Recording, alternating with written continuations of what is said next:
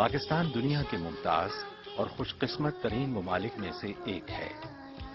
اس کا کل رقبہ فرانس اور برطانیہ کے مجموعی رقبے کے برابر ہے، جو آبادی کے اعتبار سے دنیا میں چھٹا اور اسلامی ممالک میں دوسرا بڑا ملک ہے۔ قدرت نے اس زمین کے باسیوں کو امکانات اور ترقی کے ایسے سنگم پر لا کھڑا کیا ہے جس کی مثال دنیا میں کم ملتی ہے۔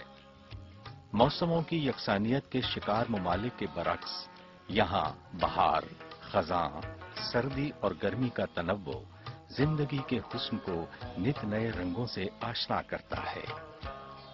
چاروں طرف خشکی سے گھرے ہوئے ممالک کے برعکس یہاں 7 کلومیٹر طویل سمندری پٹی اسے نئی دنیاؤں تک رسائی دیتی ہے۔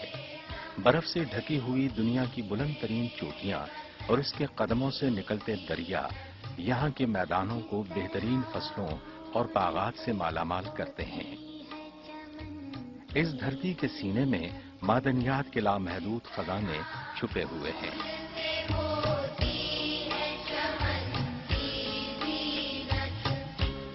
امکانات کی اس فراوانی نے اس خطے کو پہلی انسانی تہذیب انڈس سیولائزیشن کا گہوارہ بنایا۔ اسی خطے میں پائی جانے والی دنیا کی قدیم ترین یونیورسٹی ٹیکسلا نے دنیا کو علوم و فنون کی وسیع شاہراہ پر ڈالا۔ امکانات کی یہ دنیا انتہائی روشن، تابناک اور جاذب نظر ہے۔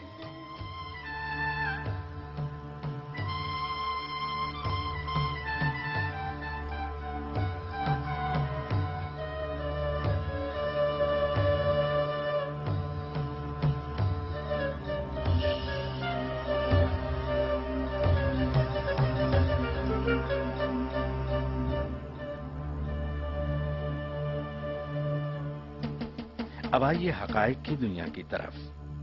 بہترین جغرافیائی محل وقوع اور انسانی وسائل کی فراوانی کے باوجود پاکستان اقوام عالم کی قطار میں بہت پیچھے نظر آتا ہے۔ انسانی ترقی کے انڈیکس میں پاکستان 185 ممالک میں سے 143ویں نمبر پر ہے۔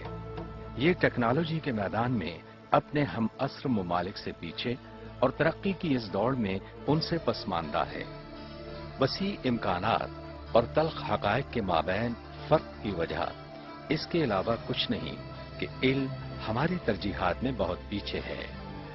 ملک کی جی ڈی پی کا صرف 1.8% تعلیم پر خرچ کیا جاتا ہے۔ اس لحاظ سے پاکستان دنیا کے 5 انتہائی غریب ممالک کا ہمسر ہے۔ ہمارے ملک کی 7 کروڑ 70 لاکھ آبادی علم سے بے بہرہ ہے۔ ان پڑھ افراد کی یہ تعداد فرانس اور برطانیہ کی کل آبادی سے بھی زیادہ ہے۔ جہاں خواندگی کی کیفیت یہ ہو، وہاں ملک کی ترقی، خوشحالی اور عظمت کی باتیں محض سراب بن جاتی ہیں۔ صورتحال اس وقت اور دگرگوں دکھائی دیتی ہے جب ہم پاکستان کے دیہاتوں کی طرف نظر دوڑاتے ہیں، جو ملک کی 70% آبادی کا مسکن ہے۔ پاکستان کی غذائی ضروریات کا 80% پیدا کرنے والے دیہی علاقے علم اور اس کے ثمرات سے بہت حد تک تہی دامن ہیں۔ پاکستان کے 11 کروڑ باشندے گاؤں، دیہاتوں اور زرعی زمینوں میں بستے ہیں، جن میں 6.25 کروڑ افراد لکھنا پڑھنا نہیں جانتے۔ دیہی علاقے میں قائم سرکاری سکولز حکومت کی غفلت، قومی بے حسی اور عدم ترجیحات کی بنا پر بے سر و سامانی اور کم مائگی کی منہ بولتی تصویر ہے۔ ان دیہاتوں میں قوم کی نئی نسل تعلیمی اداروں کی بجائے گلی محلوں، بازاروں، پگڈنڈیوں اور کھیتوں میں پروان چڑھ رہی ہے۔ ان کے ہاتھ میں قلم اور کتاب کی بجائے اوزار، کانچ کی گولیاں اور بے ہنری ہے۔ علم سے محروم قوم کا یہ قیمتی سرمایہ افلاس اور غفلت کی دھول میں گم ہو رہا ہے۔ غربت کی کوکھ سے جنم لینے والی نسل جہالت کی آغوش میں پروان چڑھ رہی ہے۔ انسانی اور مادی وسائل سے مالا مال اس خطے کو جن سنجیدہ مسائل اور چیلنجز کا سامنا ہے، ان میں تعلیم سر فہرست ہے۔